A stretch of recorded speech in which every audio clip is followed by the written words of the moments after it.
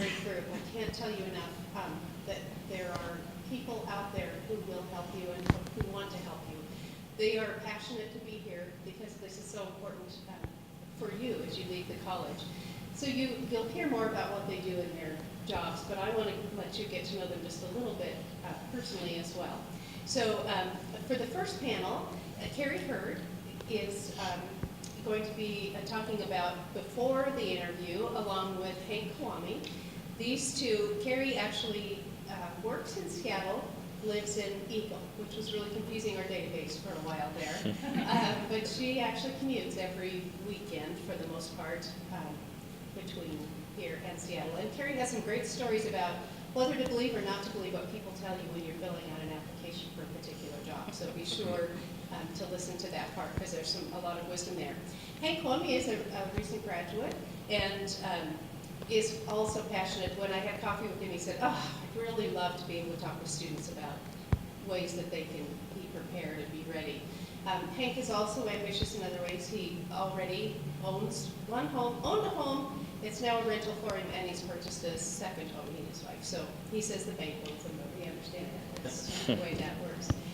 Our other panelists will share more about them as their panels are up, but just to introduce them, Nancy Pasula Johnson, who is our HR director here, Doug Brigham, who is our new president, you will recognize, Jill Tweet, who is counsel at Centod. No, sorry, I was at Cascade, I'm so sorry. And Jordan Komodo, who works for Zoot Enterprises in Bozeman. So with that, we'll let you guys get started. Awesome. Thanks, Abby. Cool. So I'll kind of kick us off. I have time for a little introduction for us as we get through this. But I just first want to say awesome and thank you for getting out here. There's a reason I'm here. I'm not necessarily accomplished, but I'm definitely passionate.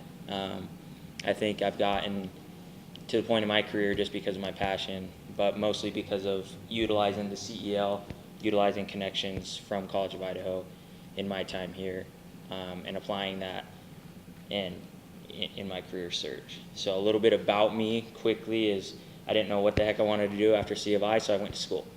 I got into Boise State grad school and went and did a master's there. And I probably a couple months left in that master's program where I was like, oh my gosh, I need to figure out what I want to do. So I studied environmental policy and public administration, and right now I work as an email marketing manager doing code and launching campaigns and sales for bodybuilding.com. So if that doesn't say it to you clearly, don't totally get set in your ways of what you're studying, because chances are as you get through in your career, whether it's 5 years or 65, chances are you're going to change direction a little bit.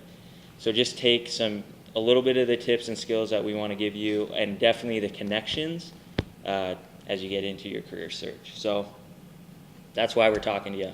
That's why we're up here talking to you. We want you guys to understand that the connections of the alumni are advantageous, not only because you guys are so talented, but because we are so passionate, and we definitely want to help you guys. So, and then we want to cover, when you grow up, the big questions of what do you put on your application? What's a good follow-up tactic and stuff like that. And then hopefully as we go through this presentation, you guys can interject with questions as well as other panelists as well. If I'm kind of not talking about something that makes sense or it's totally irrelevant or wrong, say so. Nothing is wrong though, Hank, because we all have different experiences. Correct. Every company is different. Exactly. And to that point, this isn't a silver bullet plan of how to get you a job. We don't have a 100% success rate of getting you guys a job in this panel, okay? We just hope that we can give you some tips and tricks of what to accomplish or what to look for to get accomplished. So I already went through the introduction for myself. Again, I just want to reiterate, though, why I'm here is that CEL completely helped me when I was in school. And I think it was just Dora. So it was one person. And it's pretty exciting to see how that office has grown a little bit. So, and then again, we're just going to cover really what are employees looking for. Is there a proper follow-up time after an application? And then when should you begin your search and how should you do it? And I think that last portion will kind of roll right in with our next speaker. So, employees are looking for, before I start this, I want you guys to understand, I titled this Apply Yourself because really the ball is in your court when you're applying for a job. Please do not think of it the other way around. Okay? Use your experiences, use what you know, use yourself to get that job, to put yourself on a piece of paper to get that job. I was a baseball player, and I didn't go up to the pitcher, or I didn't go up to the batter's box without taking a ton of hacks off of a tee. Okay? But I knew when I got into that batter's box, I had taken those hacks off those tees, and I had a little bit of experience getting into that box and would be ready to go forth. So, metaphor, I know, kind of crazy, but first thing people are looking for, though, is this person qualified? Another reason I felt a little bit that I could speak to this point is because we just recently went through a hiring experience at bodybuilding.com in which I was a hiring manager and really was able to get the experience of, you always hear it, there's going to be a stack of applications this high, and and the trash pile is going to be this high, okay? And I really did go through that experience. There's so many applications, and I'm sure so many great people and fun and great personalities that were just not qualified for the position. And my trash pile is almost as big as my application pile. You have to figure out ways to put on your application how you're qualified and clearly communicate that. And I'll show you a small example of ways to do that as we go on. And then I just like any normal college student would do, I went and did my internet research on what people are looking for in careers and what employers are looking for. We looked at Forbes, I looked at several other sites, and these were kind of the general ones that come up. People want an applicant that kind of understands their own path. Now I know that's tough as a college student, and I just said I have a little bit of job experience that is not at all relevant to what I studied. But there's some more general ideas of a path, right? It's not necessarily I want to be an email marketing manager, but perhaps I want to lead teams, I want to lead people, I want to manage processes, I want to create processes. Those are some things that if you can have in mind, you could, one, look for positions that might be required in, but then two, speak to real life experiences that you have in which you've done any of those things. Again, know what you want in your career. I wanted to kind of add these because it is a little ambiguous, especially for us, people that are just starting out. It's a little tough. But understand these are things that people are actually, employers are actually looking for. Hey, I have a question. Yeah. When you're thinking about, when you're looking at jobs and you're looking at qualified and understanding your own path and knowing what you want in your career, if your studies, your background was not in the job you're doing right now, so could you speak to the students about when you were looking for jobs, okay, now I really need to put out applications, I need to put food on the table. How did you decide which jobs you believed you were qualified for, even though they were outside of your studies? Yeah, and the question for the recording is, how did I know, what I wanted to look for based on my qualification, my lack of experience, right? So it kind of just happened to fall in my lap a little bit. As I was going to grad school, I got a passion for health and fitness. I was a little bit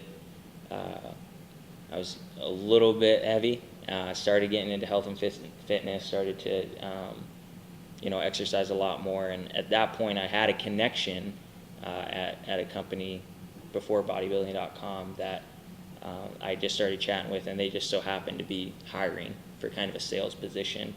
And I knew that in my experiences and some of the experiences that I had here at C of I, as well as at Boise State, working as a grad assistant there, I knew that I liked to interact with people. I knew that I loved to follow process, and I loved to optimize process. And I kind of looked into that sales role, and those were two things that were really heavy requirements on that position. Working with people, following a particular process, a particular script of sales speech, but then optimizing that as well. And so that was kind of, it's very broad, but it was something that I knew, okay, these are 2 to 3 skills that are posted on this job description that I have actual experience in doing. And then I described kind of what processes I had developed and optimized, what processes I had followed, and the types of people that I worked with. So I hope that's a big roundabout answer to that. And I know this is tough too, but can you point to your successes? I'm not talking summa cum laude or 3.5 GPA, okay? I can't tell you how many applications we got just a couple months ago that had the GPA on it. I know that's something you should be proud of, and absolutely it's a huge accomplishment, but doesn't necessarily fit the position you're applying for. I don't know of anybody, maybe it does, but I know in my experience that was not the case, and totally that should not have been on the resume. It's wasting that space, right? So speak to ways that you served on Senate and managed X amount of budget, or speak to ways that some extracurricular activities that you had and different processes that you implemented. I have something later about Excel. You know, don't tell us that you're skilled in Excel. Everybody's skilled in Excel. It's a plug-in on a desktop.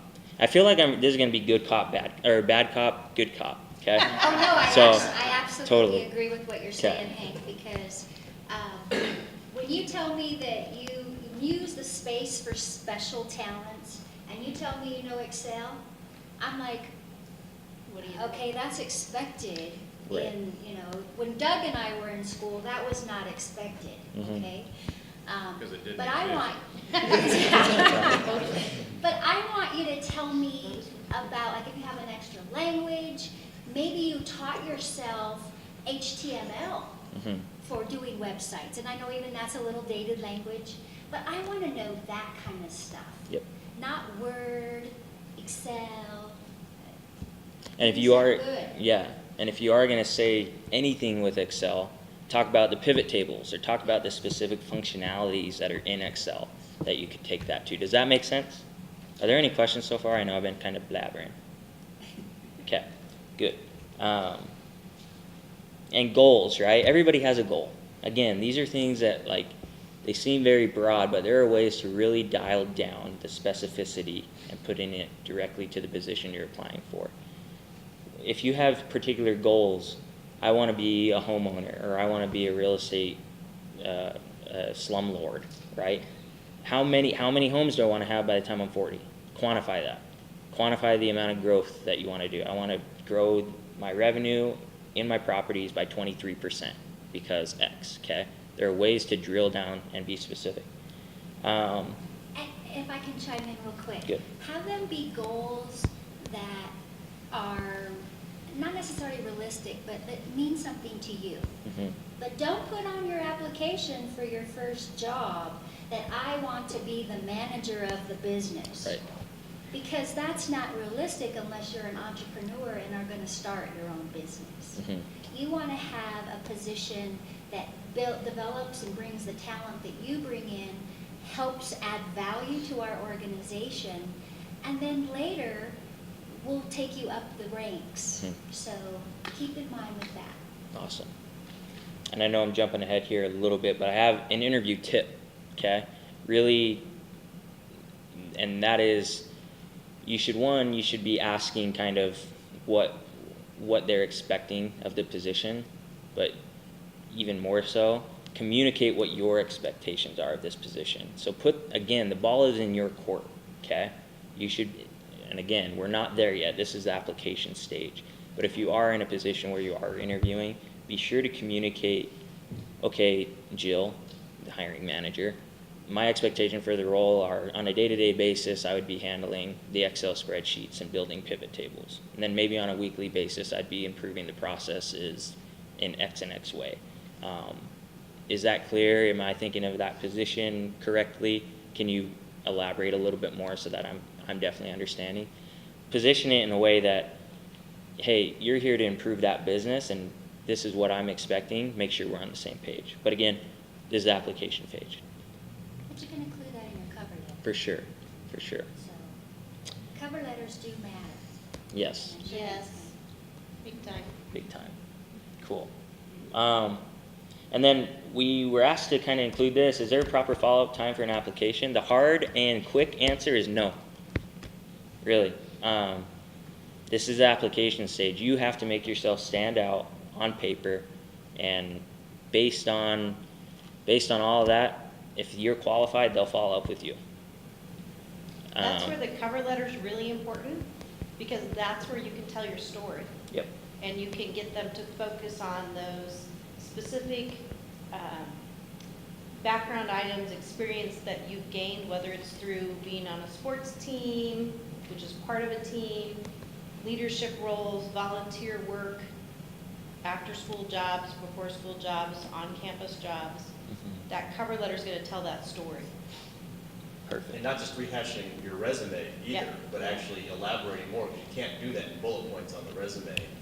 And hopefully you have an opportunity to write a cover letter. If you don't, then, use your objective Space. statement for, take 3 or 4 sentences to try and at least give some insight into you, because Mhm. bullet points may not tell that full story about you. So For sure.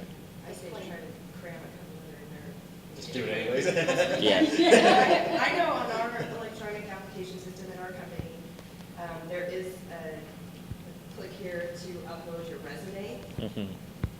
And if I were you guys, I would say, yeah, that resume is now 2 pages because it has my cover letter. Oh, and yeah. my resume. Yeah. Absolutely. That is Yeah. one document. For sure. Good We point. ask for separate attachments for cover letters. That's a great Yeah. point. And my hard answer, oh wow, formatting on this is terrible. Sorry guys. The hard answer on this is no, right? But in case you totally wanted to trash our advice and go for it, there are ways to follow up on an application. Make sure you understand the variable, okay? Whose court is that application now in? It's in their court now, okay? You've served that over, so you're playing on their terms now. So if you do want to follow up on a resume or on an application and or resume, understand that what process they're in right now. They're still accepting resumes versus reviewing resumes, okay? That can play a big part. And then understand the size of that company and how many applications they might be getting, because that can really shed light on how long that application process might be. And then pay attention to what they're saying in that job posting. They might say accepting applications until February 23rd, or they might say accepting applications until the position is filled. That can kind of give you some insight into, okay, look, they're still going to accept applications, then they're probably going to review. Your timeline could be greater or shorter depending on that language. And then there are new tools where you can understand where you're at in the application process. They have portals that when you've submitted your resume or your application, there's going to give you a progress bar of, hey, we're accepting, we're reviewing, we've hired. So be looking for those new tools. LinkedIn is another huge resource, whether you want to, is where stalking has really come into play for us. You can really dial in LinkedIn and find out who the hiring manager is, who the recruiting specialist is for that specific department, be it marketing or HR or whatever. And then depending on that timeline, you could then reach out to that person and understand when that application is. So, yeah. Could you comment on, I guess, applicants using LinkedIn to contact the hiring manager? Could you comment on that, whether it's good or bad? Yeah, I definitely think, again, the hard answer is no. You should definitely understand that timeline of when that application is in. But I'm not going to sit here and say I haven't done it, because I have. I've understood that timeline. I've understood the quantity or the size of that company, how many applications they're getting. And I think it's completely pertinent to say, hey, I just wanted to reach out and make sure that my application materials were received. I'm interested in this position. I do feel I can bring value to it. Please follow up with me. And really, that's even toeing the line of, I have interest in this position. Of course you do, you applied. But you can definitely just kind of reiterate that passion that you might have for that position. And I was going to talk about this a little later. And that's where my next slide But I think I'm comes going to in. bring it up right now in the sense of LinkedIn. So my card is on that table, I want you to all connect with me on LinkedIn, find me, because I don't have, 10,000 contacts. I have just under 1,000, but my contacts are relative. Mhm. So when I reach out to the people I have connections with, I can actually message them. They'll either know who I am or they know I know so-and-so. So I can actually reach out to them and say, hey, are you hiring? And if you are, what are you looking for? So I become, while I'm not an HR manager, I'm a valuable resource, especially for College of Idaho students to reach out to, because I've worked in New Mexico, I've worked in Seattle, I'm here. We have alumni across the nation. So I can help connect that HR manager and do it in a way that is respectful and help you open a door that maybe otherwise wouldn't be open. Yeah, not to toot our own horns, but the type of people that you have presenting in front of us, in front of you right now, again, we are so passionate. We want to help alumni. We want to help people in general. So just understand that. Be connecting with us, and I think it's totally fine to reach out to a hiring manager and have that kind of language. It wouldn't be, hey, I applied, where we at? But did you receive my materials? Blah, blah. So when you're mailing applications, do you need to appropriate to make sure you got it? Because sometimes things happen and then they don't always get it. Yeah, I would think so. I haven't dealt with a hard snail mail application. Does Okay, you guys? I actually received an application on Tuesday. It was from a University of Washington law student who wanted to do a legal internship. On the same document on our line, on our website, that they got my name as the district director, they could have got the general counsel's contact information. So if you're going to mail it, make sure that you scroll down far enough, do enough research to get that resume to land on a desk that's relevant. And then you can follow up. Now, this person, of course, I handed it off to the general counsel, but this person, we'll see if they ever follow up with me to be told that they went to the general counsel. But, I mean, truly, just another couple inches on that website would have gotten that resume on the right desk. If my staff had opened it, they might not have known what to do with it, and it might have just gone in the trash can. So, but I do think following up to make sure they got it is important. Just make sure you're sending it to a place that cares. Cool. Good question, though. Does anybody have questions on the follow-up anymore? Hey, can I ask a question? Not something about follow-up, since we're talking about timings of things. I often have students come and ask me when it's too early or too late to apply. So if we have seniors right now, it would make sense that 6 weeks out was a good time frame to submit an application. But when they're here in December and they see a job that they want, and they know they're not available until graduation in May, how early is too early? Or if they identify that I'm going to grad, you as a company hiring manager to put that on pause and wait for a delay? Let's kind of repeat that for the recording. Yeah. So the question for the recording is, upon follow-up, how does that really work with timing? If a company that you really feel that you're passionate about or that you're qualified for is hiring while you're still kind of in school, and you might technically miss that hiring period. It really would depend on the company. I know from just the experience of what we needed from bodybuilding.com 2-3 months ago when we were hiring, we were really unable to wait. But there could be other positions, maybe even, I don't know if there's more flexible companies with internships or things like that where they could maybe resegment you. But I know it technically might depend on the company and also how well you stand out on that application or resume. Anybody Now, else? Big or small companies, I mean, smaller companies, if there's a position that gets posted in December, it's probably because they want to hire somebody, Yep. in the next 60 days sort of thing. And with recent grads, it's just bad timing more than anything. Companies that are looking to kind of do a wave of recent grads or new grads, right? They'll time it appropriately to post that job in kind of the January, February timeframe. May make it clear that, hey, we're looking for new grads, so that the May timeframe works for them. But a smaller company is generally going to be more desperate's not the right word, but they want to hire someone in a more Yeah. timely manner. A bigger company that typically maybe hires in ways and can time things a little bit better, maybe more open to it. So, but it's really just going to depend on the company. And at the end, I'm going to have a slide for you on a site. But the federal government has a program called Pathways. And Pathways is to also encourage you while you're in student to come join us with our workforce. We also know that there are the graduation cycles of December and May. So when we're announcing positions, we're looking to grab that class of graduates. So we might actually hire you in February, knowing that you're not really coming to report to work until June. Mhm.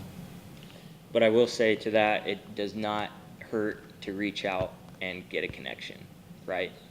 Build your network. I did listen to a guy, I encourage you to look this guy up, Chad Hymas, Hymas. Listened to him speak at a conference one time, and he said that of every hour out of your day, you should be spending 1 hour out of your whole day building your network. That doesn't mean just going on to LinkedIn and clicking, right? Build relevant contacts on your LinkedIn network. Build relevant contacts. Any way that you can reach people. I know he'd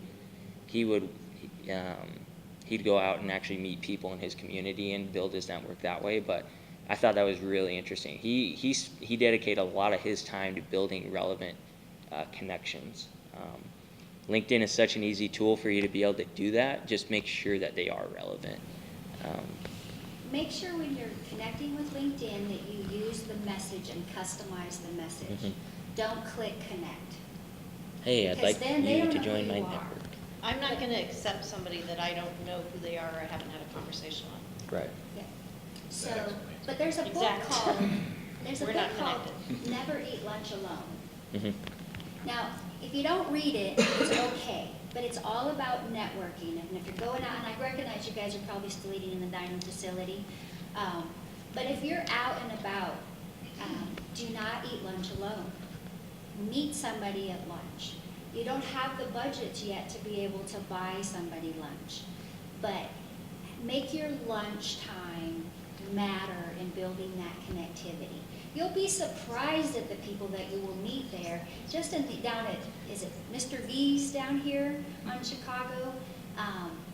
There's interesting people everywhere, and they're connected to people. So don't be afraid to strike up a conversation with a person in the line at McDonald's. And let them know you're a College of Idaho student, and that you're graduating whenever, or what you're studying, or what you'd look for in an internship. Because that might be the absolute person who's looking for somebody that day, and you've just made an impression that they didn't even have to advertise for an internship, and now they've met you. Mhm. And at the minimum, I guarantee you it was some good practice of talking to people that you don't know. And talking to people you don't know can be very scary, especially if you're an introvert. So practice, and then when it's really time to do those interviews, you're going to feel a lot more comfortable. Absolutely. I know, Gary, you have a couple of stories. I do have a couple of Yeah, stories. let's do that. I first of all, I want to share with you that Doug and I were in the same freshman class, but we didn't graduate in the same year. He's obviously a little smarter than I am, but I also, in one of the lessons I would like you to take away from today is be flexible.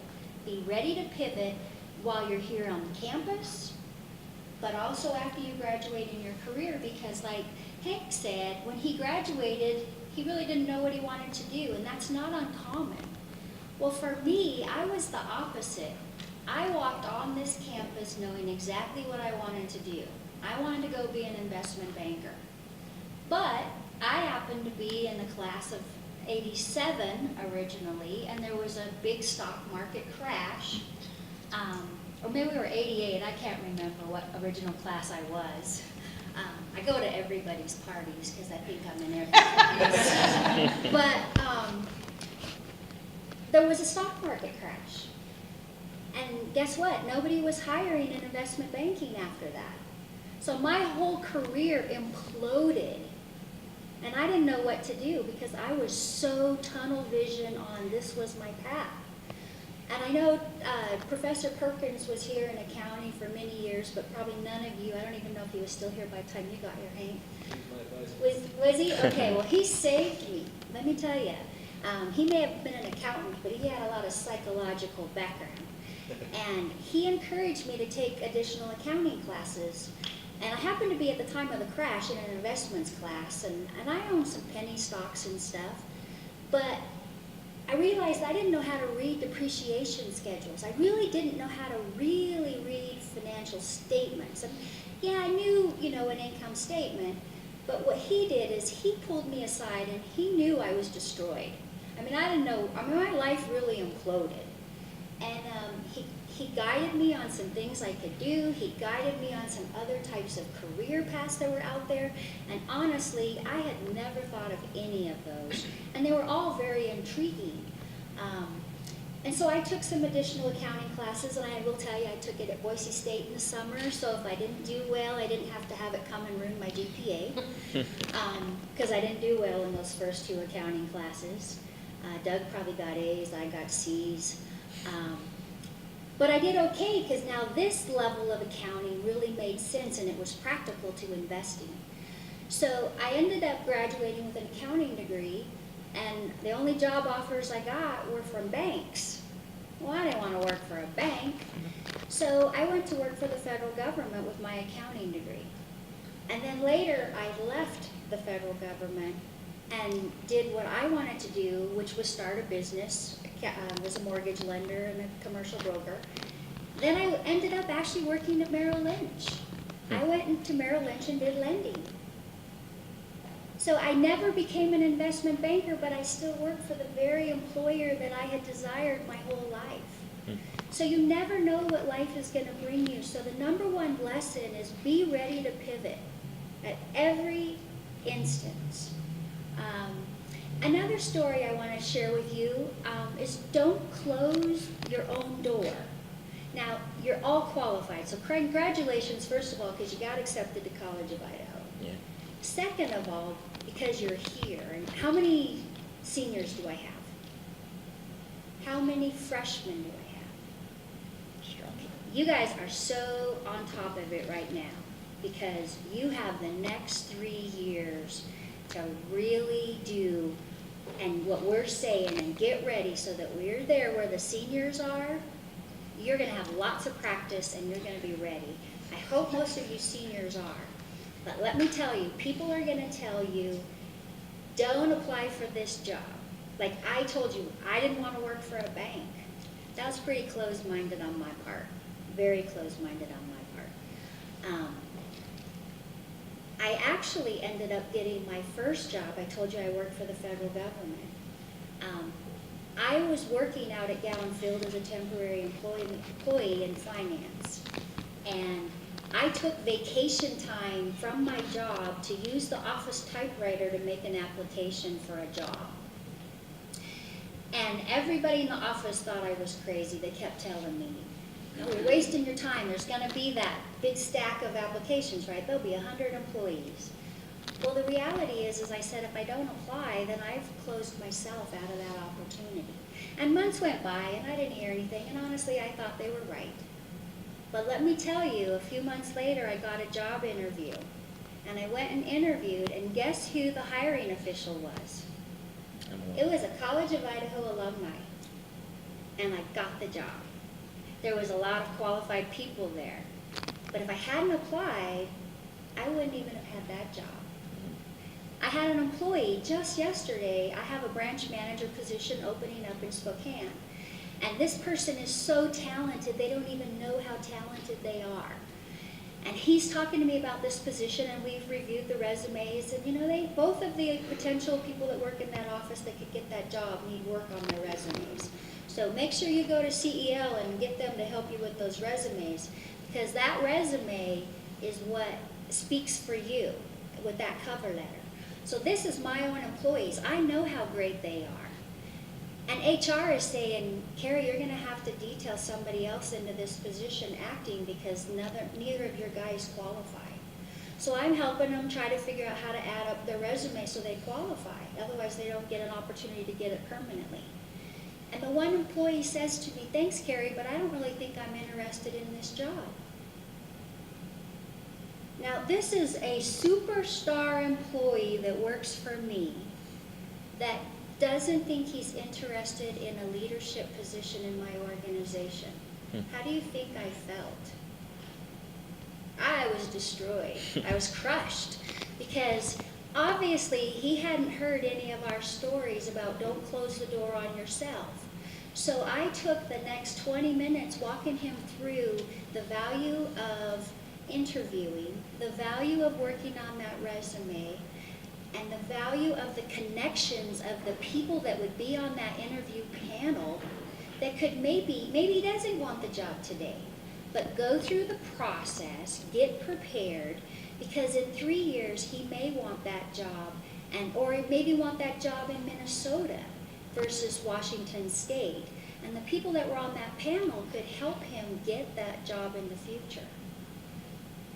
And I sit before you as probably the best role model of don't take yourself out of the opportunity, don't close your own door, because I currently am the district director of the U.S. Small Business Administration in Seattle.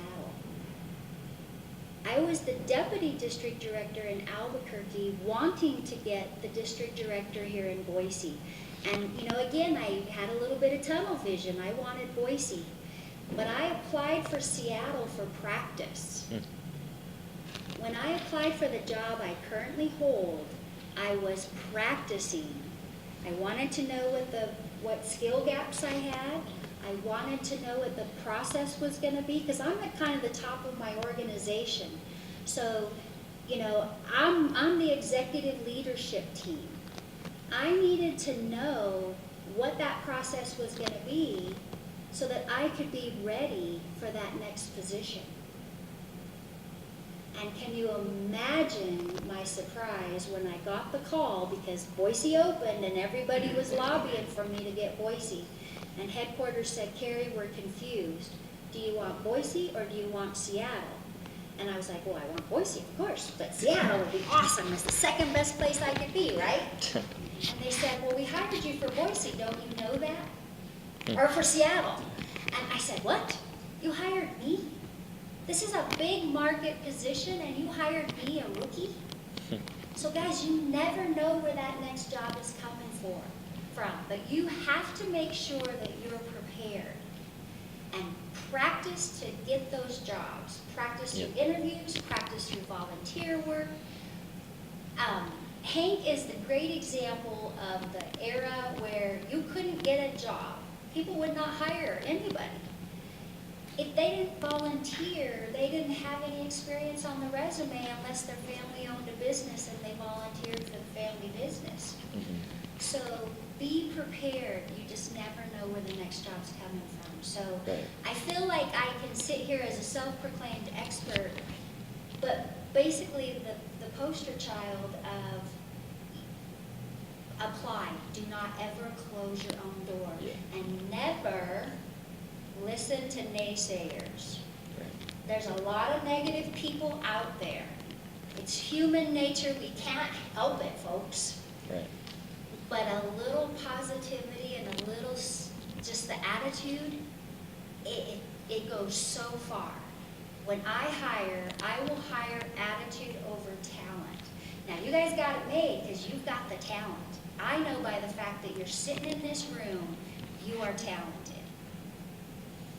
I need the attitude. I need the proactiveness. I need to know that you want to make my job easy. I need to know that you want to improve my organization. So that's the best advice I can give to you. Don't close your door and have a great attitude. And love what you do. And you know, if your first job you don't like it, do a great job at it and start looking for the next one. Take that pivot. And the last thing I want to tell you, and I think I mentioned this just a little bit, and earlier in about federal. Guys, I do dye my hair a little bit, but I'm not that old, and obviously I still sound like a 12-year-old. So that's never going to change. But the federal workforce is aging. I like to refer to it as the silver tsunami. Okay, silver referencing hair.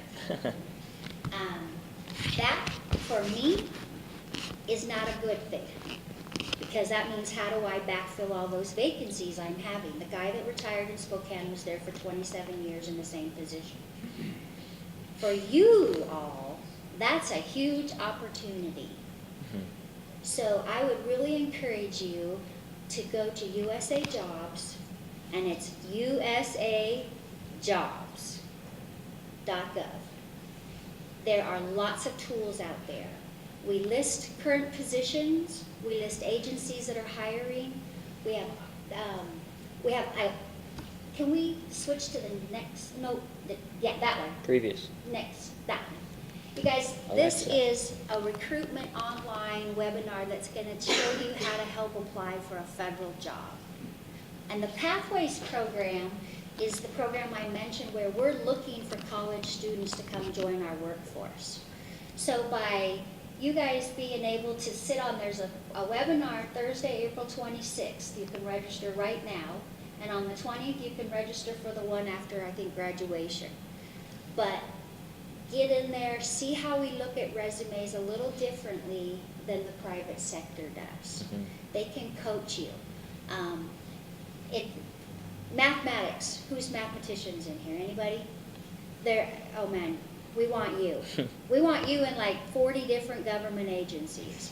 Computer science folks. Any computer science? Nursing, medical. Any medical? We want you. We want you at the VA. We want you at Indian Health Services. We want you in our research labs. Accountants, finance. We want you. We want you in every single government agency we have. Every agency. And we even have this agency called OMB, Office of Management and Budget. The whole agency is finance people. What have I left out? Guys, there's so many agencies in the federal government. You want to be an entrepreneur? Come work for me. Government contracting, come work for me. I have 3 vacancies right now.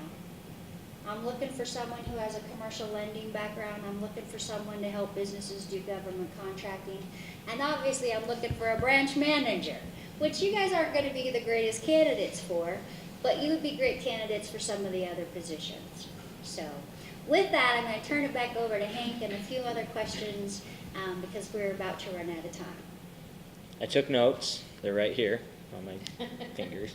Kind of going back to the question about timing as well, and when you should be pursuing an application. Everybody knows what Indeed is? Yes? Everybody knows what LinkedIn is? If you think you have a position that you might want to apply for or something that you might want to do, go there now, figure out what the specific job requirements are, and figure out, 1, do I meet those? And then 2, how can I meet those if I don't? Okay? If I'm wanting to get into a marketing role and it requires a little bit of HTML or CSS or anything like that, there are tools that you can utilize. And if you're not graduating for another 6 months or 1 year and 6 months, I guarantee you could go on lynda.com and get through a program or get through a class in that time period to make yourself prepared for when you do graduate. Seriously, you guys have so many resources at your fingertips in Indeed only that you can be looking up job descriptions in California, in Boston, in Texas, in Idaho, and figure out what the commonalities of that position are, and then drill down and be specific and get yourself, again, the ball is in your court, get yourself qualified for those positions. And I just love what you said about applying to practice. You can go to coffee with somebody. Anybody who invites you to coffee, you can go with them, and kind of keep it in the back of your mind. All right, I'm going to treat this a little bit like an interview, and I'm going to really utilize this time to practice my interviewing skills. seriously, there's no time like doing it now than when you have to go sit in front of the hiring board or the hiring manager and you don't know what to do. Okay? Baseball reference again. I'm gonna hit off the tee before I go step in the back and in the box. Okay? So I absolutely love that. And sometimes it turns out to where you get the job. But And someday Hank is gonna work for me because I need what Hank has.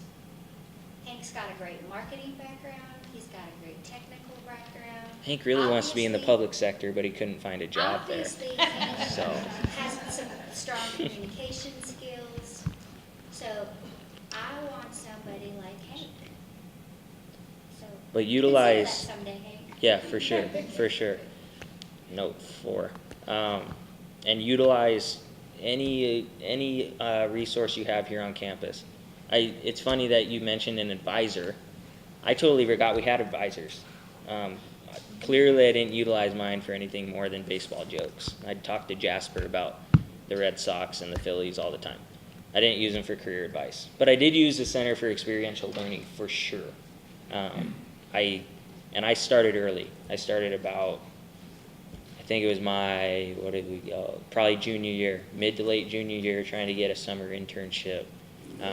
And I'd go in there and talk with Dora every week and just work on my resume, work on my application, stuff like that. Coming to this freshman, you've got a nice broken out timeline to start that research early so that they understand those expectations of what do I need to build myself into.